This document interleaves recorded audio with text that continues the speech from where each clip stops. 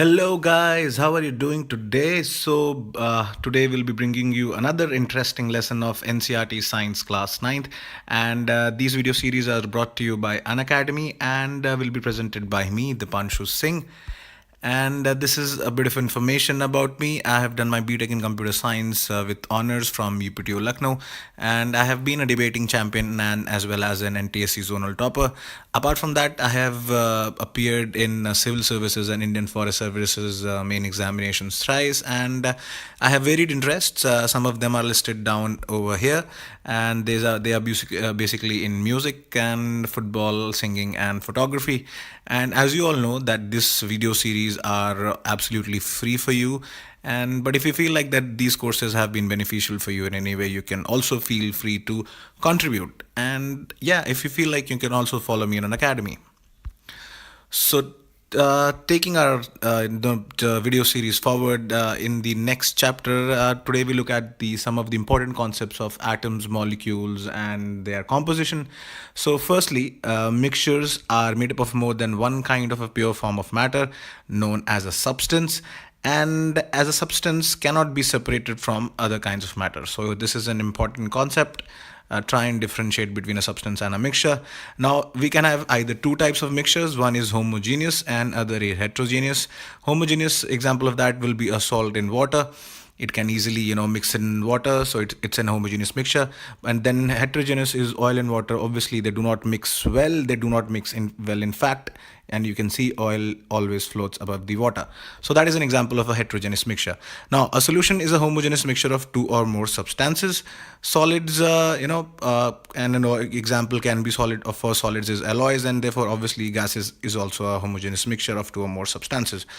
Now because of a very small size of particles, they do not scatter light, and we can either have a saturated or an unsaturated solution. So here is a diagram depicting the states of matter. We have matter, either they are pure or there is a mixture. So pure substances can be either an element or a compound. Obviously a compound is made of of more than one type of elements, and mixtures, as I told you before, can be homogeneous or heterogeneous. Okay. And now the materials that are insoluble in a solvent and have particles that are visible to naked eyes, they form a suspension. And colloids are example of that. Colloids are generally heterogeneous mixtures in which the particle size is too small to be seen with the naked eye, but is big enough to scatter a light. And this is known as the Tyndall effect. You can see the Tyndall effect over here. If you go to a dense forest and you see the light being scattered by the sun rays, being scattered by the trees, this is basically a Tyndall effect. So Tyndall effect can be observed when the sunlight passes through the canopy of a dense trees. Common examples of these are the liquid and gases. Basically, they are known as aerosols, and solids and solids are an example of that can be gemstones. So and these colloids can be separated by a special technique known as centrifugation. So if I want you guys to do one assignment, just and explain in brief, in short, what is centrifugation, how does it take place, and how does it happen, how do we go by this process, in the comments section down below. Okay. So yeah, so here is an example of colloids. How what kind of colloids are there, and if there is substance 1 and there is substance B. So a gas on gas, they generally are very intermixable, miscible, so they do not form a colloid.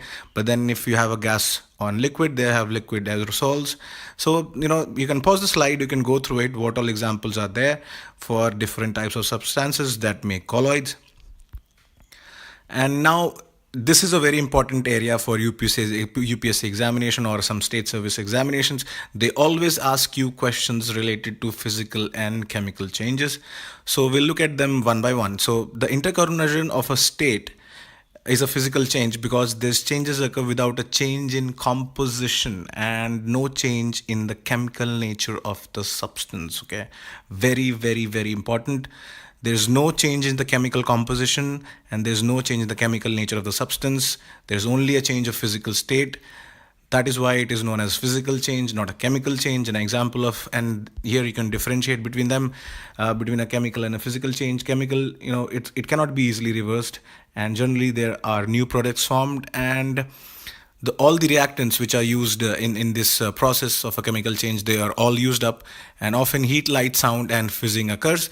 And can electricity can also be produced. They may be produced, and example of that will be a wood burning. If you burn a wood, that is a type of a chemical change, because the reactant, the wood is finally burned into some other state. Obviously it's converted in some other state, but then it's an irreversible process. You cannot get it back, right? You cannot get the log of wood back from the ashes. So that is why you burn up in the ashes, right? So physical changes, easily reversible, no new products, often just a state change. Example that will be ice, melting of ice, boiling of water. So these are the physical changes, because there is no change in the chemical composition. They are easily reversible. You can get one or the other, right? Okay. Now, elements, a basic form of matter that cannot be broken down, as I told you, into simpler substances by chemical reactions, and can be divided into three types: metals, non-metals, and metalloids. You can see the diagram over here. It's a Venn diagram. You can see the common point between them: metal and metalloids, and non-metals and metalloids. Okay. And some properties of matter are that they have luster, they shine, they are ductile, they can be drawn into thin wires. Malleables means they can be beaten down into sheets. Sonorous, they produce sounds, and they conduct heat and electricity. Okay. Now, one thing they lack is that they do not have a lot of colors, but non-metals obviously have a variety of colors. And metalloids have intermediate properties between metals and non-metals. Example of that will be silicon, germanium, boron, etc. Now, compounds. A compound is a substance composed of two or more different types of elements chemically combined in a fixed proportion. Now, properties of a fixed element of a compound are different from its, obviously, the property of a compound will be different from its constituent elements, whereas a mixture shows the properties of its constituting elements or compounds, right? So this is a difference you need to be aware of. Now, atoms and molecules. Atoms are, as we all know, but then if you don't know, then we can learn about it over here. Atoms are tiny, indivisible particles. You cannot divide an atom. It's indivisible, which cannot be created nor destroyed in a chemical reactions. They form the basis of any chemical reaction. It cannot be destroyed, right? Okay, an atom is the smallest particle of the element that cannot usually exist independently. Atom can never exist independently, and they always retain its chemical properties. A molecule is the smallest particle of an element or a compound capable of independent existence under ordinary conditions. So atoms is not capable of existing independently, but a molecule can. So remember this. Now, compounds composed of metals and non-metals contains charged species. These charged species, as you all know, are known as ions. They can be either positively or negatively charged. Now, during a chemical reaction, the sum of the masses of the reactants and the products remains unchanged. They do not change at all. This is known as the law of conservation of mass. Okay, if you want to read about it, just pause the video and make down some short points. And in a pure chemical compound, elements are always present in a definite proportion by mass.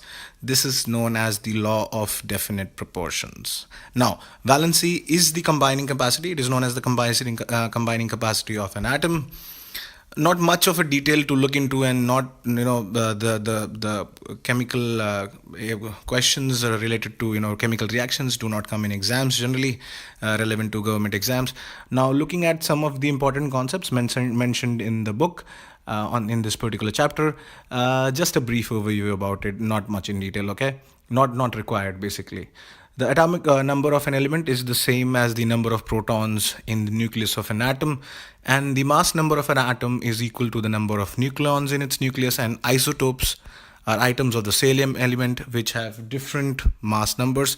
But then most of you must not be knowing isobars.